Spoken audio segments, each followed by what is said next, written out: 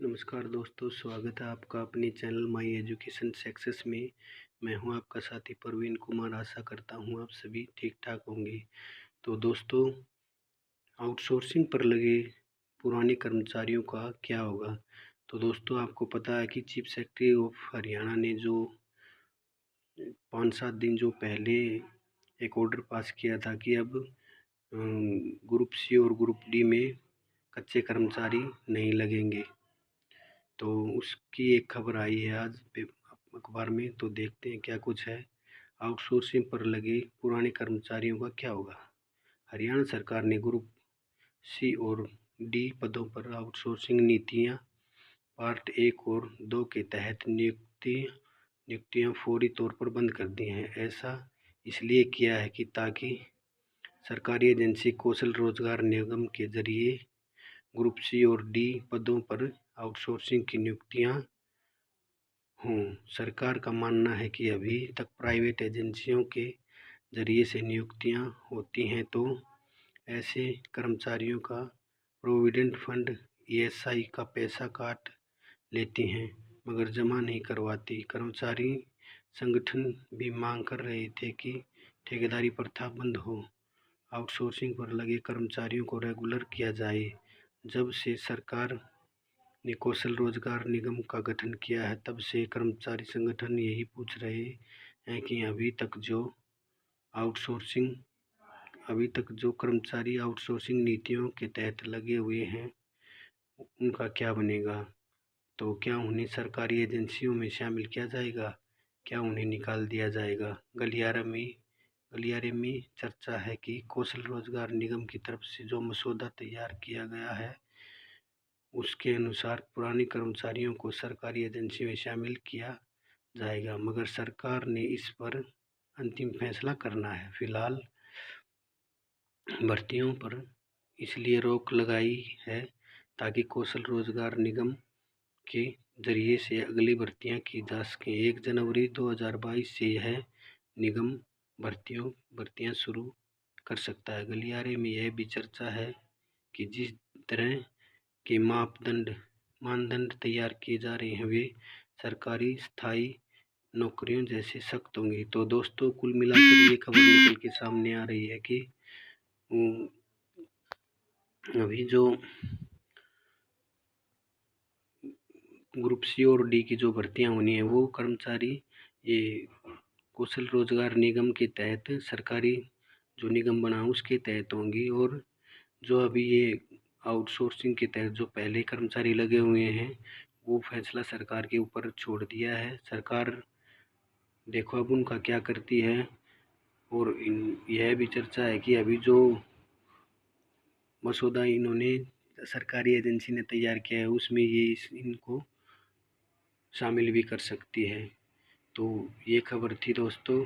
तो एक तरफ से देखा जाए तो ये कच्चे कर्मचारी हों उनके लिए पॉजिटिव खबर है।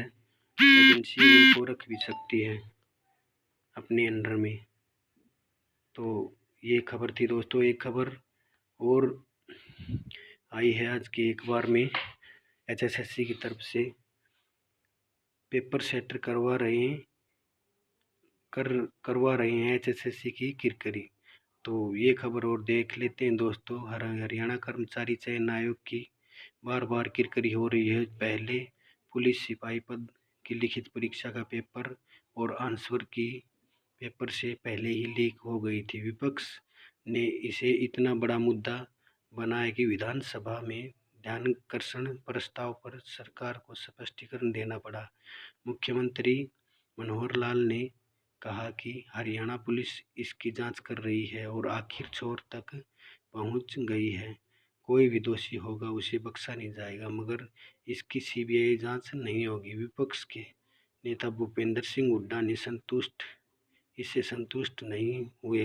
कांग्रेस के महासचिव रणदीप सिंह सुरजेवाला ने सिपाही पेपर लीक मामले को प्रेस कॉन्फ्रेंस कर सरकार और आयोग पर सवाल उठाए थे, मगर आयोग ने लिखित परीक्षा रद्द कर दी थी। लीकेज रोकने के लिए नकल रोकने के लिए विधानसभा में विधेयक पारित कराया और राज्यपाल की मंजूरी मिलते ही उसे कानून बनाकर अधिसूचित कर दिया।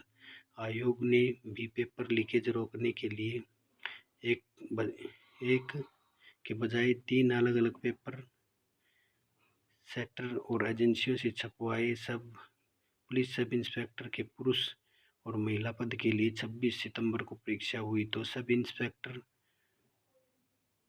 की परीक्षा में 3 केंद्रों पर तीनों पेपर खोल दिए गए। इससे आयोग की फिर किरकिरी हुई। रणदीप सुरजेवाला ने फिर प्रेस कॉन्फ्रेंस कर आयोग पर सवाल खड़े किए। कहा कि तीन पेपर क्यों छपवाए गए, तीनों पेपरों कैसे खुल गए।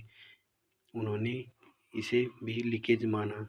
गलियारे में चर्चा है कि पेपर सेटर या पेपर करवाने वाले स्टाफ की गलती के कारण कर्मचारी चयन आयोग की बार बार किरकिरी हो रही है। पुरुष सिपाही का पेपर इस एजेंसी से लीक हुआ है जहां से आयोग ने छपवाया था।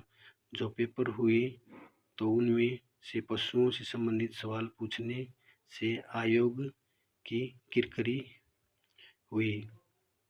अब पुरुष सब इंस्पेक्टर के पेपर में ऐसे व्यक्तिगत सवाल पूछे गए जिनका सब इंस्पेक्टर की नौकरी से कोई लेना देना नहीं है।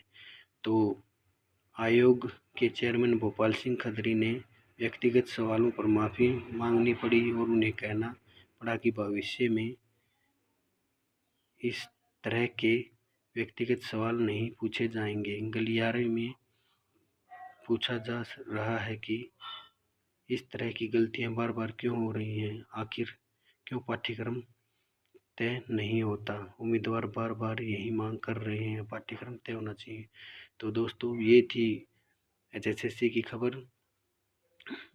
तो हर तरह की जॉब अपडेट पाने के लिए हमारे चैनल माई एजुकेशन सक्सेस को सब्सक्राइब करें, लाइक करें, शेयर करें। आपका दिन शुभ रहे। धन्यवाद।